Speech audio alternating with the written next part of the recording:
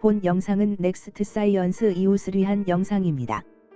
해당 종목에 관심 없는 분들은 댓글을 자제해 주시기 바랍니다. 감사합니다. 안녕하세요, 웅순입니다. 오늘 넥스트 사이언스는 우려를 비웃기라도 하듯 다시금 종가 양봉 마감하였습니다. 오늘로 5거래일 연속 빨간불입니다. 매일이 신고가 도전이라 할 수 있습니다. 보시는 바와 같이 들쭉날쭉 횡보하던 기존 박스권을 뚫고 올라가 자리를 잡는 듯한 차트 모습을 보여주고 있습니다. 오늘의 긴 꼬리는 다소 아쉬울 수 있으나 며칠 조정받는다 해도 재차 천장을 노크할 수 있는 모양입니다. 예를 들어 옆과 같이 이유 없는 장대 음봉이 발생한다면 다시 박스권으로 진입하는 것입니다. 그렇다면 고민할 것 없이 주매 또는 재진입 기회로 삼으시면 됩니다. 넥사는 변동성이 커서 의도적인 하락을 그동안 많이 경험해왔기 때문에 의연히 대처하실 것이라 봅니다. 요즘같이 기대감이 큰 상황에서는 악재도 수급이 받아주면 그만입니다. 큰 의미가 없습니다. 그만큼 아래에서 대기하고 있는 물량도 많기 때문입니다.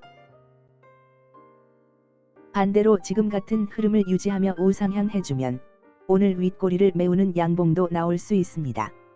하지만 4거래일 연속 상승 중이기에 하루 이틀 정도는 쉬어가는 것도 나쁘지 않아 보입니다. 넥스트 사이언스는 베트남 보건부가 시간을 벌어 주었기에 금일 외국인 기관 프로그램이 이탈한 것입니다. 악재가 생겨서 긴급 승인이 어려워서 재료가 소멸되어 나갔다 생각하면 넥사의 특성을 잘 모르는 것입니다. 15일 이전에 3A에 대한 윤리위원회가 예정되어 있으니 12, 13일부터 다시금 분위기를 만들어 갈 것입니다. 그렇다면 그 사이 하루 이틀 정도는 나갔다 들어올 시간이 생긴 것이지요. 숨 고를 시간도 있어야 더 오래 달릴 수 있는 것입니다. 이런 식의 그림이 나와주면 이상적입니다. 29,000원을 지지하면서 숨을 고르고 주말 긴급 승인이나 14일 전후 발표될 2분기 실적 보고 호재로 탁탁 튀어주는 모습이 나오면 개미가 함부로 달라붙기가 어렵습니다. 조금만 파란불 보여도 금방 폭락할 것 같아 겁이 나서 못 들어옵니다. 넥스트 사이언스를 잘 모르고 접근하는 개미들은 단순히 넥사를 실체 없는 백신 테마주로 인식하고 대응하기 때문에 언제 세력이 폭락시킬지 모른다는 공포심을 가지고 있습니다. 그래서 저런 식으로 살짝 겁준 다음 급등을 주면 닥쳤던 개 지붕 쳐다보는 격으로 바라만 보게 됩니다. 잘 알아보지 않고 수박겉핥기로 접근하면 놓치게 되는 것입니다. 제가 넥사를 포스팅한 게 지난 5월 7일 13,150원 하던 시기인데 매일같이 포스팅하며 아무리 좋다고 얘기해도 안 사는 사람들은 아직까지도 안 샀습니다. 이제는 안 산다기보다는 억울해서 못 사는 것이지만 어쨌든 좋은 주식을 만나는 것도 다 개인의 복입니다.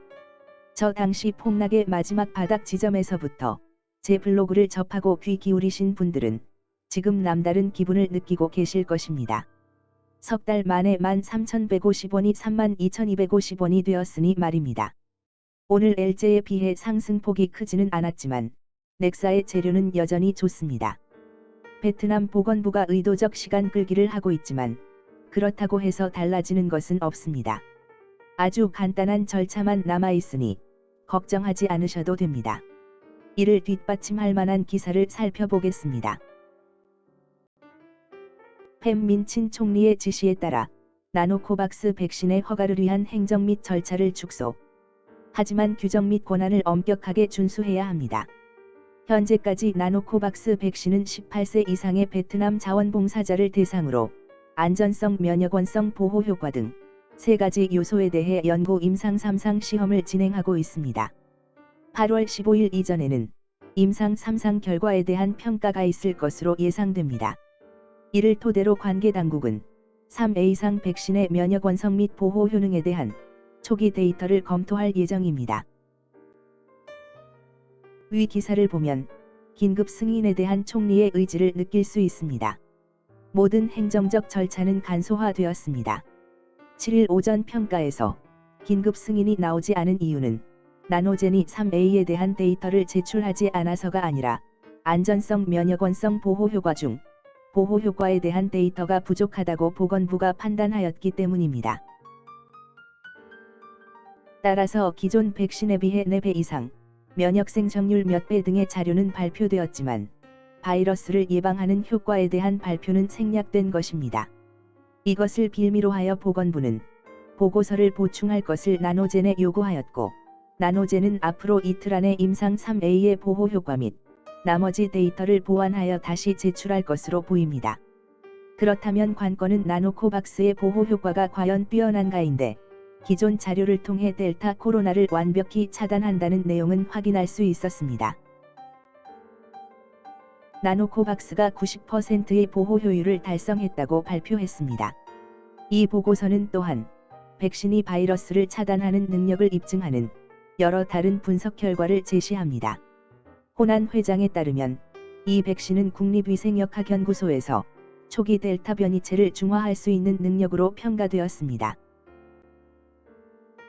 8월 15일까지 이상 및 3상 초기 임상 연구 데이터 보고서를 작성하여 제출합니다.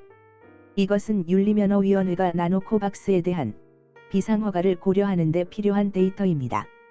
보건부는 지난 8월 4일 세계보건기구와 한국식약처의 전문가들과 임상시험 및 백신 긴급허가에 대해 계속 협의했습니다.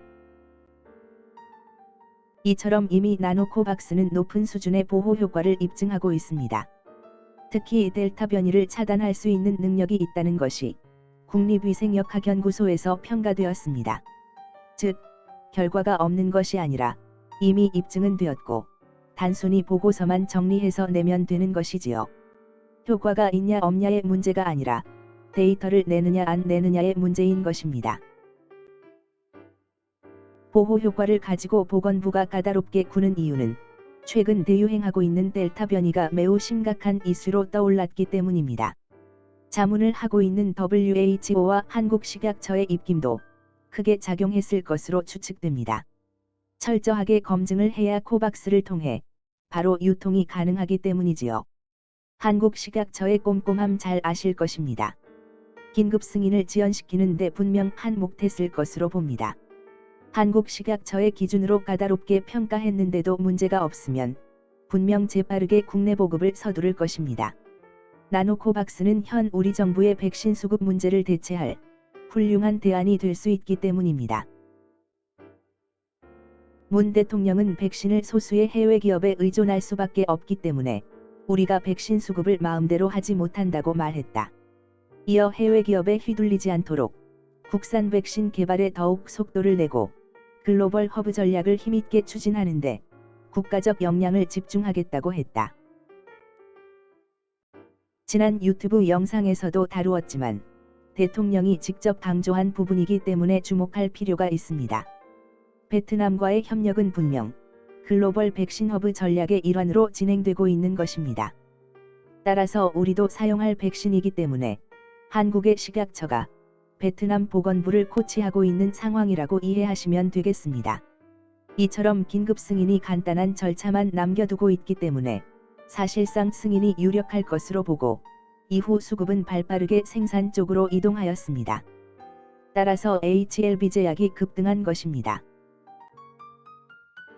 여전히 나노코박스의 국내 생산이 의심스러운 분들은 L제를 매수하지 못하였을 것입니다. 위와 같이 식약처가 힌트를 주고 문 대통령이 직접 강조하며 베트남에서도 한국을 돕고자 하는데도 눈치를 못 채면 안타깝지만 어쩔 수 없습니다. 예전 포스팅에서 L제를 처음 언급한 것은 지난 6월 11일입니다. 당시 HLB 제약 주가는 14,700원입니다. 이후 횡보를 거쳐 최근 넥사와 커플링되며 조금씩 상승하기 시작하였습니다. 이에 일주일 전 유튜브를 통해 다시 한번 강조하였습니다. 제 포스팅에서 그동안 생산에 대한 이슈는 자주 언급이 되었습니다. 물론 공식적인 발표는 현재까지 아무것도 없습니다. 상승한 내용에 대해 백신 관련 기사조차도 없습니다. 하지만 여러 가지 정황이 추측을 사실로 변화시켜 가고 있습니다.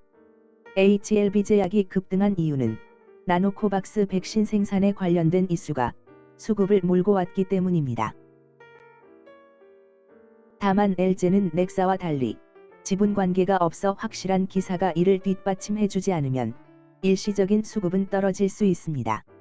아무래도 추측에 의존한 투자에는 한계가 있기 때문입니다. 보다 확실한 계약의 성립이나 공식적인 발표가 필요합니다. 그러한 것이 바로 나와주지 않으면 급등은 지속적으로 힘을 받기가 어렵습니다. 넥사와 같은 움직임을 보이긴 하면서도 다소 힘이 약한 이유가 바로 그것입니다.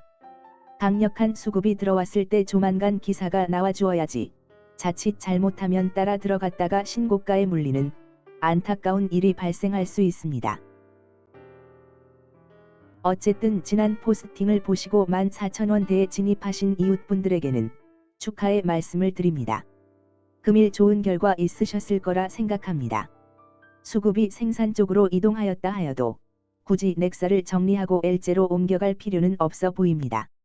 넥사가 오르지 않는데 LG만 단독으로 상승하는 그림은 나오기 어렵습니다. 특히 모든 백신 관련 이슈가 나노젠에서 시작되기 때문에 나노젠의 지분을 가지고 있느냐가 가장 중요합니다. HLB 제약이 상승함에 따라 나노코박스의 국내 생산에 관한 관심은 더욱 커지게 되었습니다. 과연 향남 공장에서 백신 전문가 및 인력을 채용하여 생산을 진행할지, 백신 라인이 있는 새로운 공장을 추가로 매입할지 귀추가 주목됩니다. 이도저도 아니라면 LG가 상승한 배경에는 또 다른 이슈가 있기 때문이라는 것인데 아직까지 그에 대한 단서는 찾아내지 못하였습니다. 지지부진한 HLB 그룹주 상황상 생산을 LG에서 담당해주는 것이 가장 그림이 좋기는 합니다. 아쉽지만 LB는 LB 나름대로 리보세라닙 문제를 먼저 해결을 봐야만 합니다. 그게 아니면 나머지 재료로는 변죽만 올리는 결과에 그치고 말 것입니다. 지금까지 시청해주셔서 감사합니다. 아래 웅순 라이프 블로그도 참고해주시기 바랍니다. 더 좋은 소식으로 찾아오겠습니다. 넥스트 사이언스 및 HLB 주주 여러분, 화이팅입니다. 감사합니다.